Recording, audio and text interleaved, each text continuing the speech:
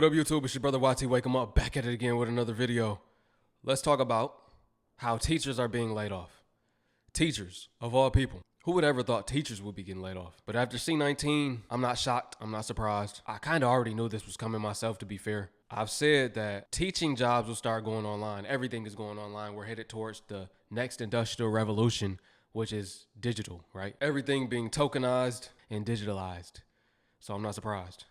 Family, you already know what to do. And if you're brand new too, thumbs up this video so YouTube can push this content out. Smash subscribe to join the tribe and ring the post notification bell as well.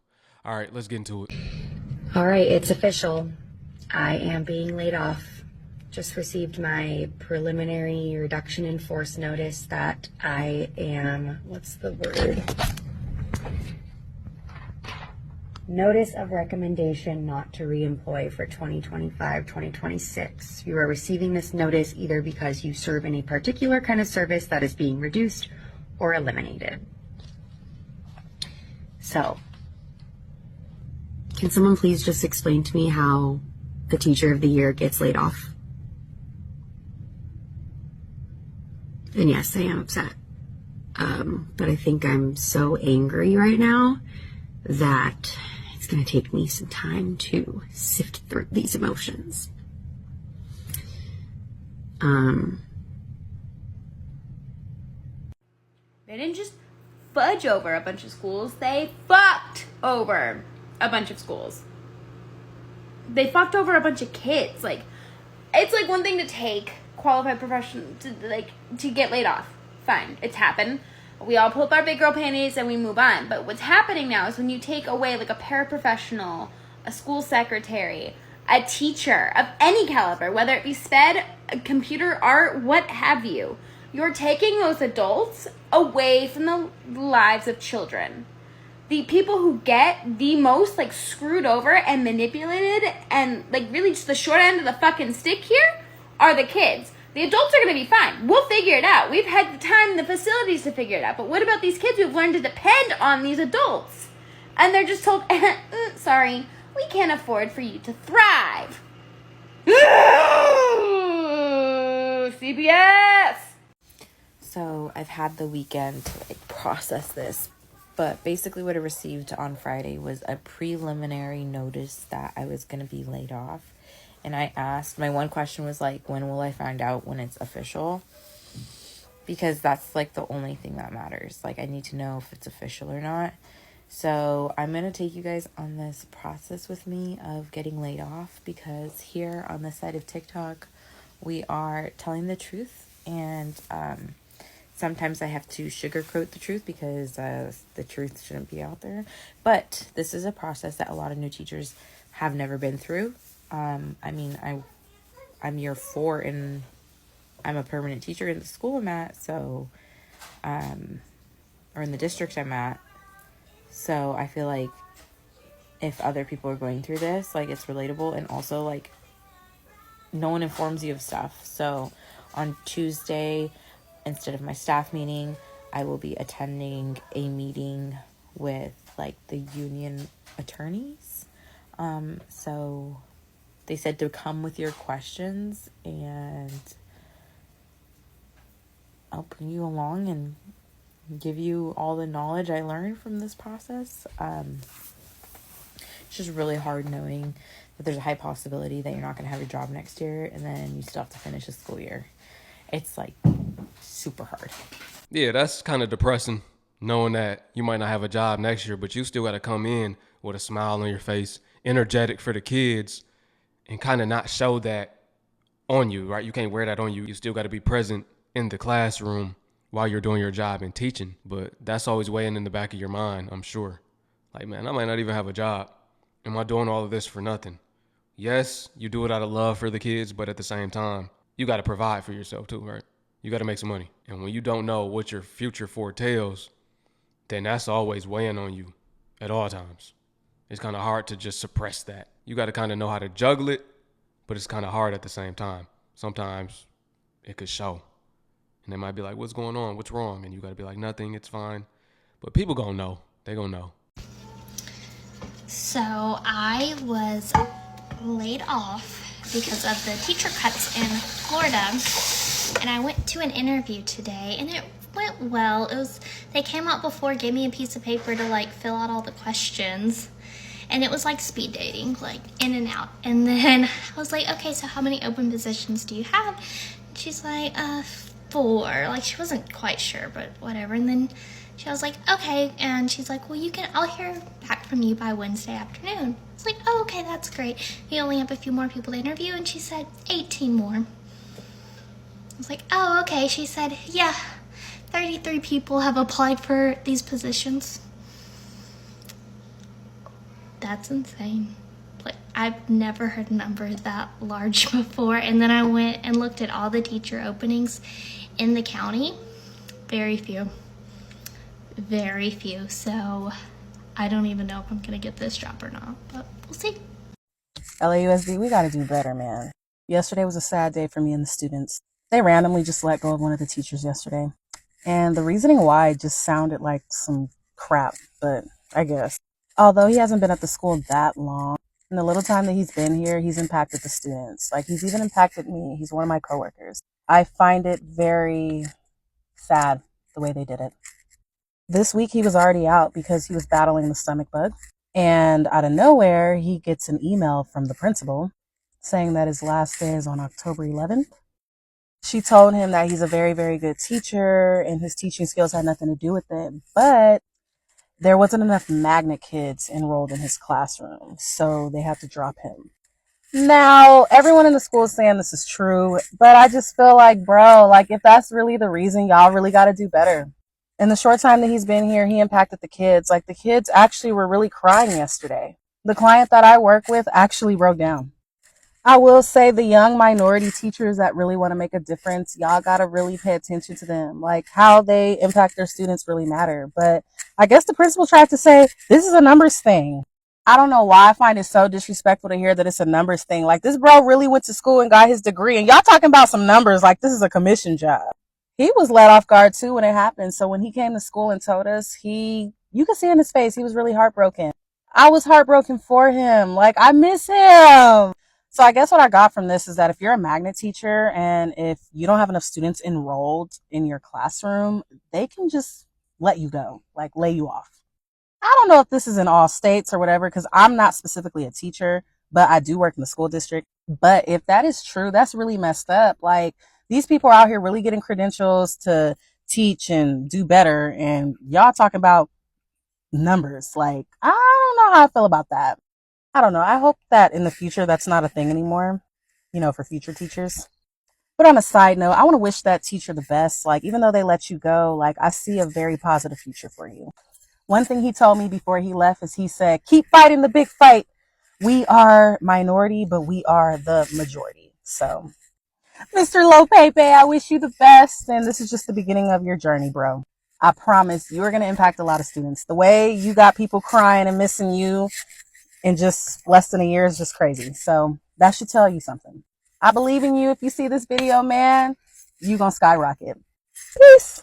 It's one thing when it's a teacher that nobody like, but when it's the favorite teacher, the teacher that everybody love. See, I remember being a kid. You had the teachers that you didn't care if they were sick, having a baby, whatever the case was. When they said, yeah, I'm gonna be out, you was like, oh, whatever. I'm cool with the substitute. But when it was that teacher that you like, then it's like, no, like, when you coming back? That's the worst. Letting that teacher go. The one that's actually making an impact on the kids, changing their lives, having them pay attention, focus, really teaching them something. Really being like a role model to them.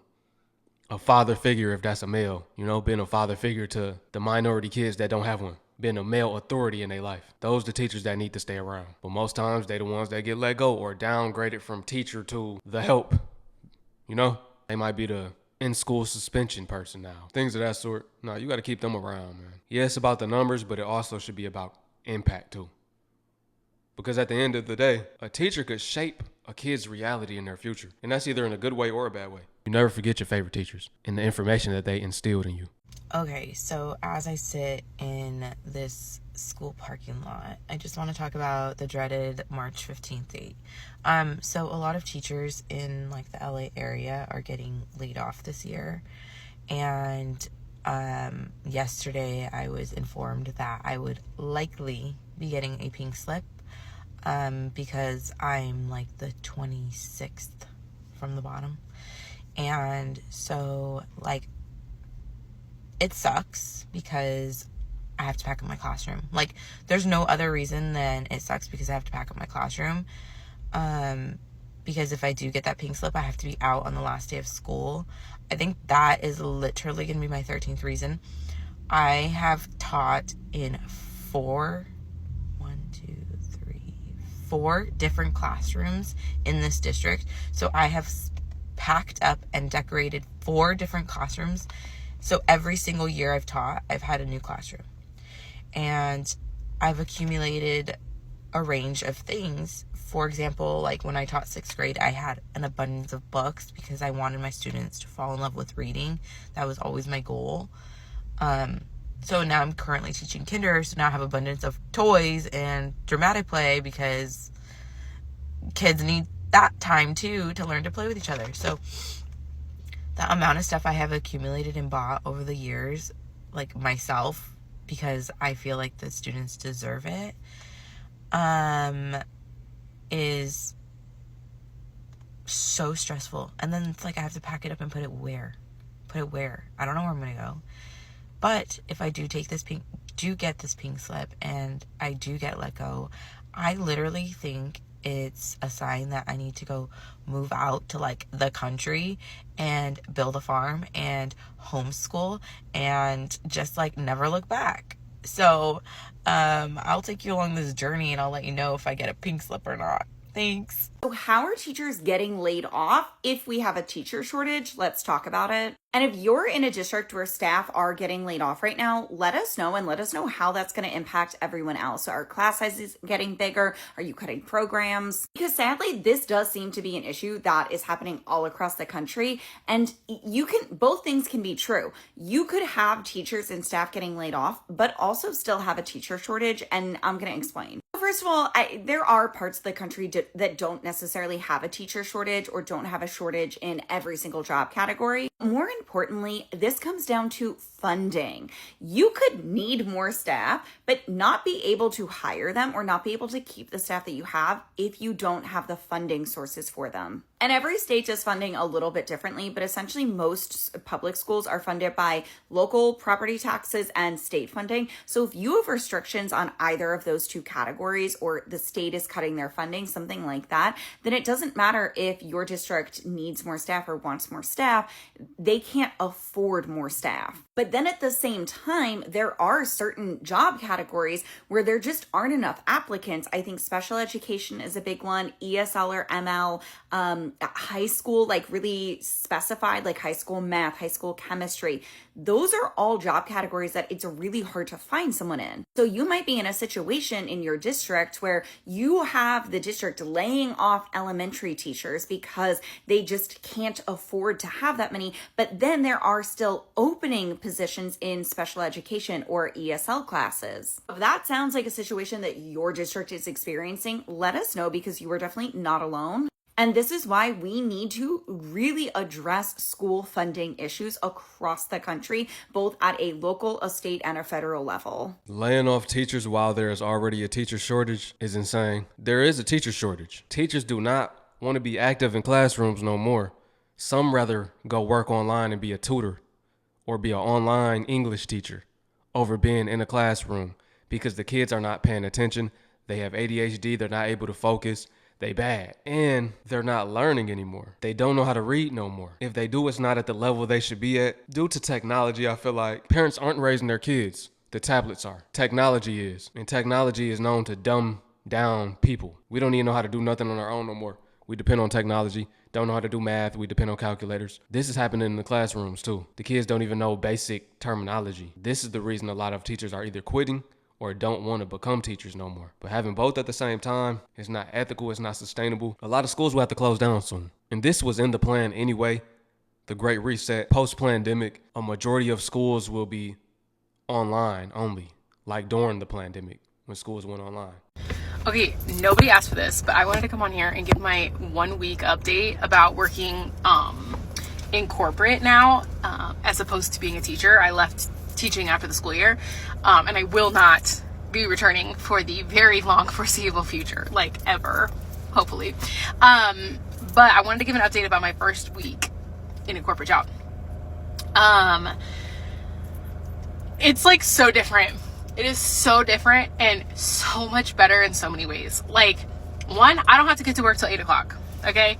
I cannot even explain to you how much extra time that is in the morning. Like at my last school, I had to be there at 7:30. That means I had to leave my house at 7:15.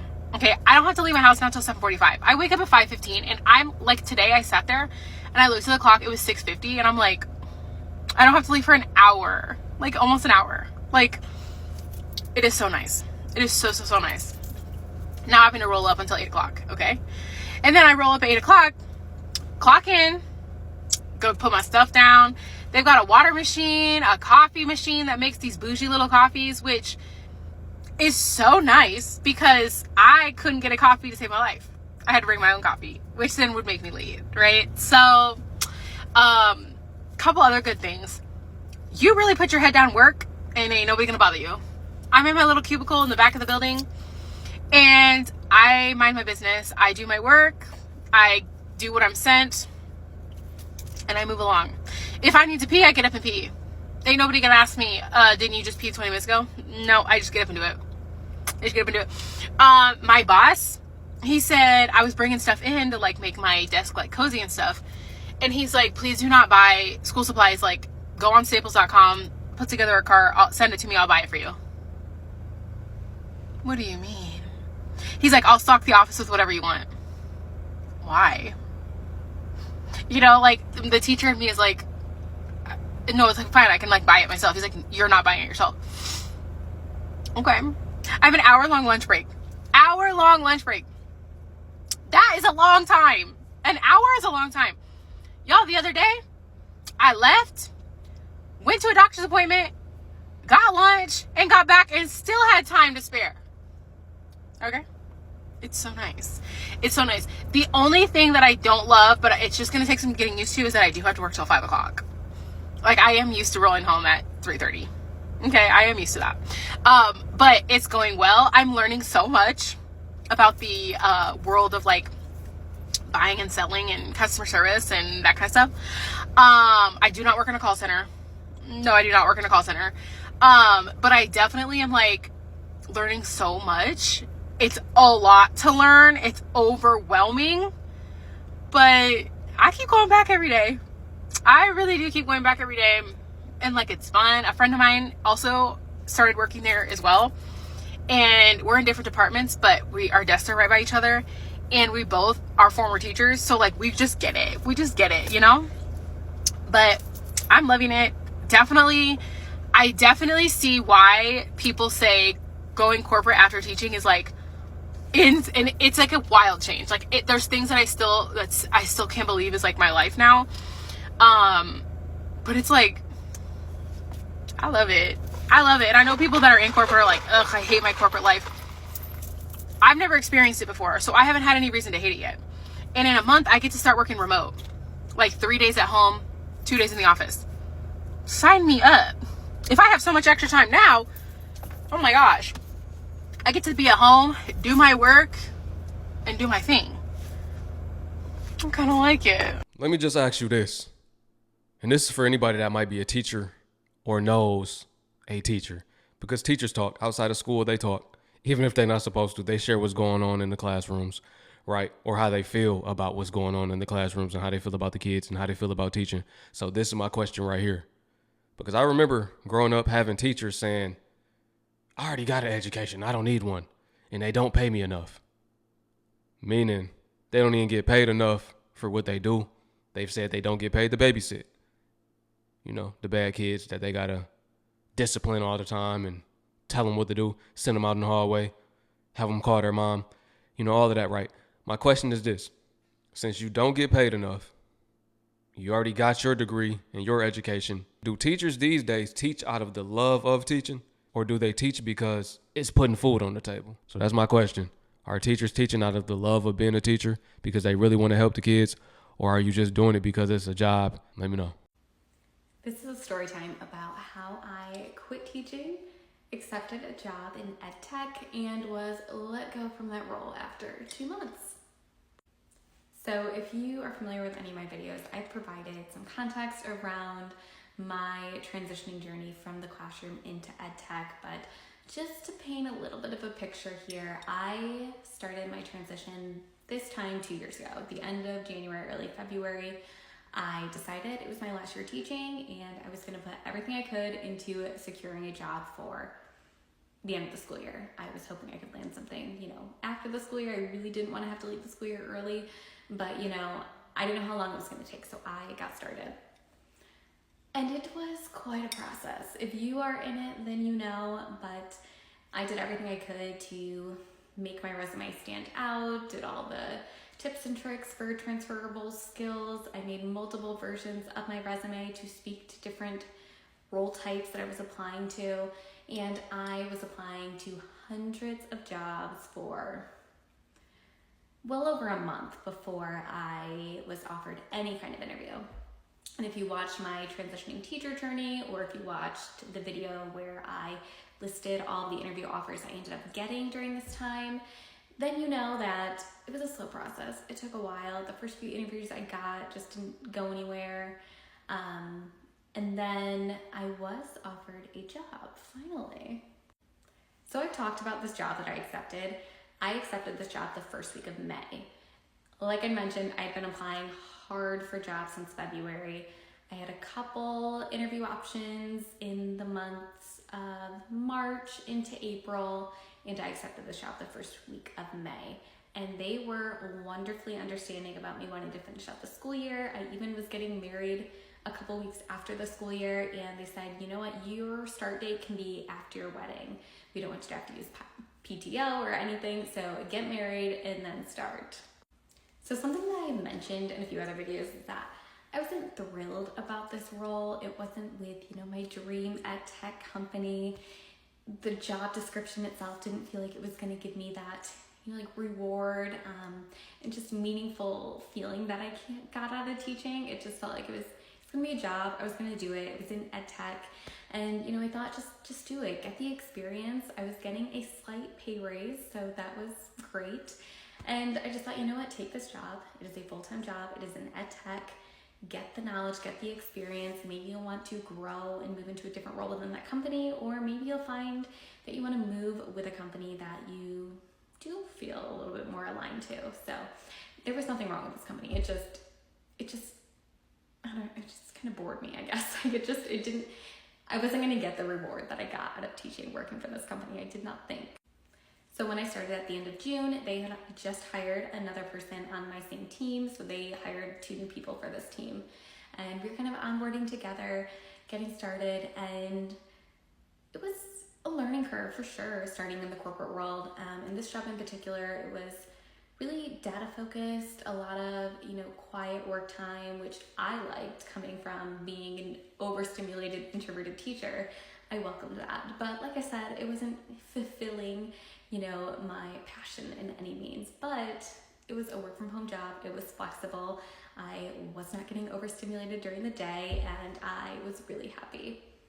I was like I said, it didn't feel like a dream job, but I was really happy. And I remember thinking, I'll probably stay here a year, maybe longer. Just really lean into this job, do the best I can, and opportunities will open up down the road. So I vividly remember one morning at the very beginning of September, I'm getting ready for work. I'd gone to the gym, I came home. I'm loving this work from home lifestyle. And I'm cutting out of the shower, and all of a sudden I see a meeting was added to my calendar by my manager. And a few things stood out to me right away. One was the Zoom call, and my platform, or my company, we use Teams as our meeting platform, so Zoom was weird. And my manager adding a call to my calendar without pinging me and letting me know why or what it was about was also weird. I could not see any other people added to the meeting. There was no description.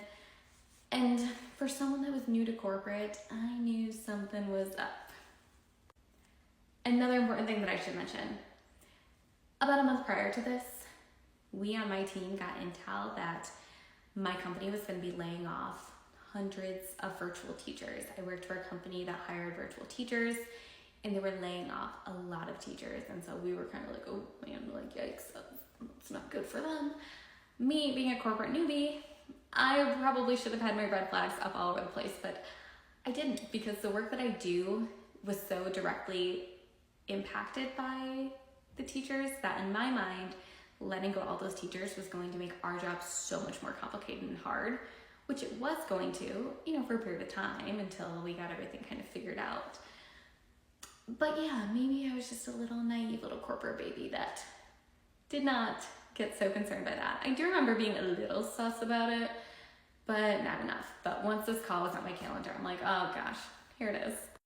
So I held on the call, and my first initial reaction was, oh, we're okay, because I noticed myself, 2 of my team members were on the call, and then my manager's manager was on the call, which wasn't unusual. And then, some guy that I didn't recognize. But I had a moment of being like, oh, this is fine. Like, we must be doing some kind of team meeting, and we're just waiting for the rest of the team to join. No. I naive little corporate baby, did not realize that they would let all 3 of us go on the same call together, looking at one another. But that's what they did. So I could tell by the look on my manager's face, my manager's face, and as soon as she went, so I was like, oh yeah, it's happening.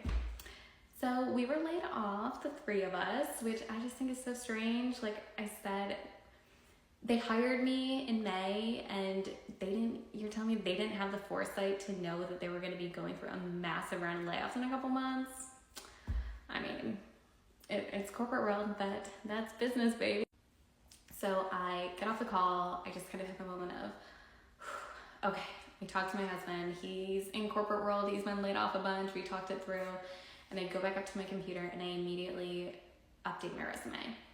I go to LinkedIn, and the very first post that I see, a job posting, is with my dream company that I've applied to a ton of times, and is with a role that I've never seen before, but looks like if I could have created a dream role, this is it.